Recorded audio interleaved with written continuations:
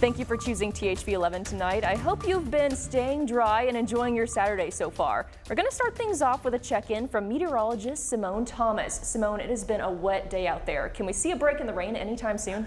We likely won't see a break in the rain until sunrise tomorrow morning, but as for our severe threat, that is starting to decrease or has already started to decrease. That storm system that we've been keeping an eye on really since this morning, if you woke up with us on Wake Up Central Saturday, has started to move east. It's now starting to kind of cross the Mississippi River, so more of that severe threat is going to stay ahead of that boundary that's almost parallel to the Mississippi River right now. We'll continue to see some rain in the natural state, but I definitely think that severe threat is decreasing.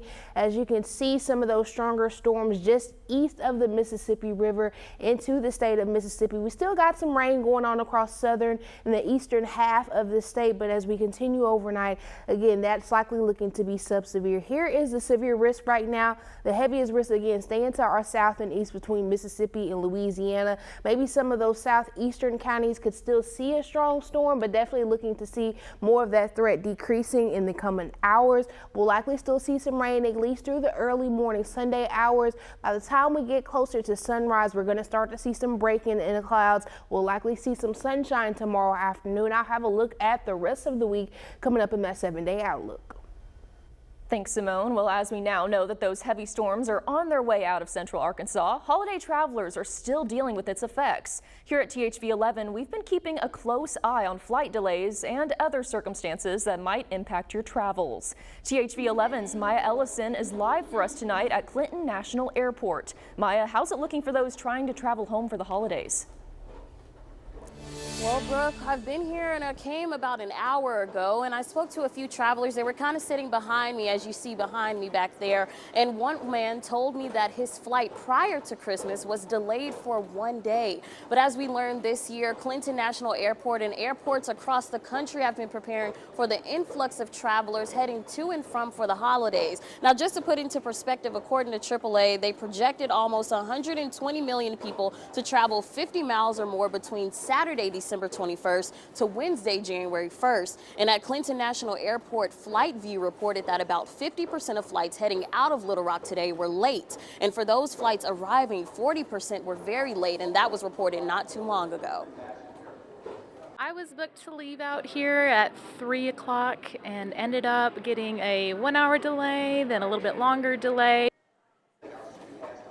Now, Rebecca told me that she was hoping to get home to see her grandfather, who was put in hospice, as she learned. And due to her flight concerns, she ended up changing her flight to tomorrow due to the number of cancellations she received and really just working around that weather. Now, other flyers told me earlier today that they did not experience any delays that were kind of sitting around, but instead they just arrived early, and that was due to the weather. Now, I reached out to local officials as well as airline officials for any comments, and here's something. We actually caught Clinton National Airport official Miss Tiffany kind of walking around doing some checks. I saw her with some yellow buckets and wanted to know what was going on. What are those checks that she's talking about? And not only do these delays affect airports and those that are on the flights, but those that are working, such as making sure the tarmac isn't flooded, and those that are getting their rental cars in the parking lot. So we'll continue to keep you updated, and make sure you return back at 10 p.m. to learn more about some flyers' experiences. Here at Clinton National Airport, Maya Ellison, back to you, Brooke.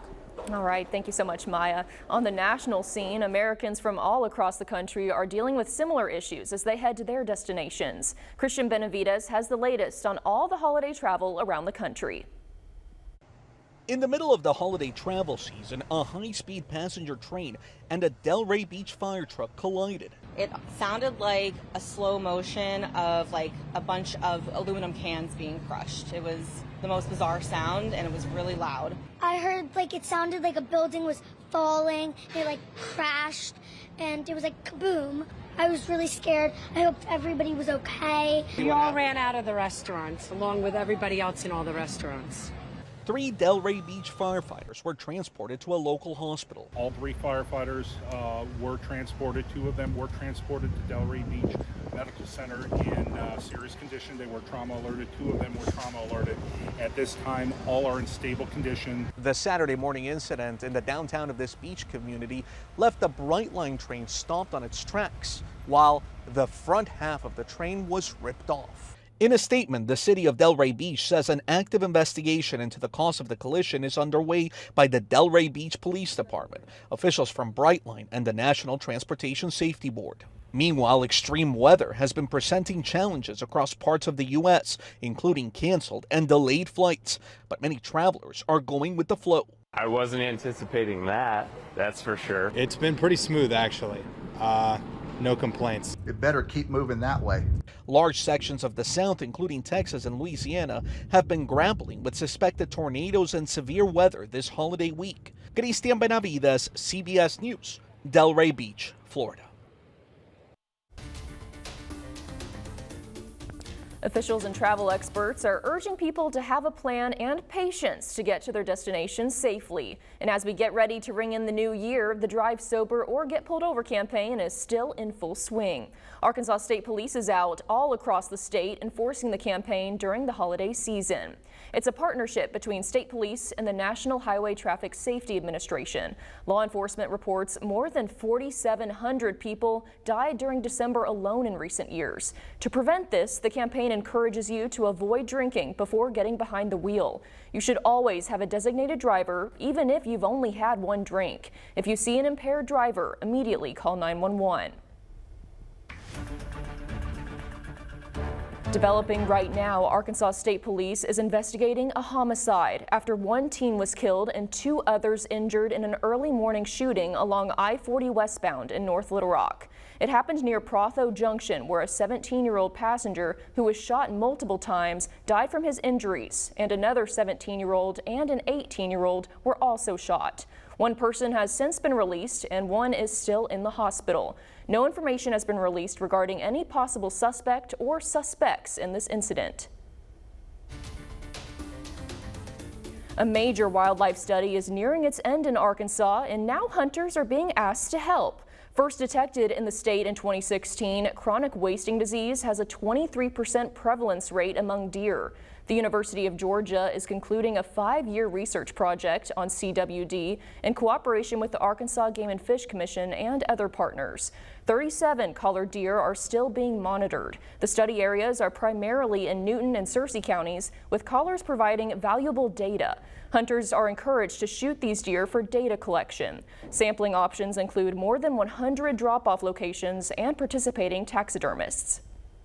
We're trying to get these last couple deers to finalize that data set, but we're seeing a lot of mortality, additive mortality, so additional to what we would expect to see in a natural healthy population. That's really coming from CWD infected individuals, where we had roughly 17% of our deer that died solely due to CWD. Preliminary findings show increased cognitive declines and altered movement patterns, with adult survival rates dropping.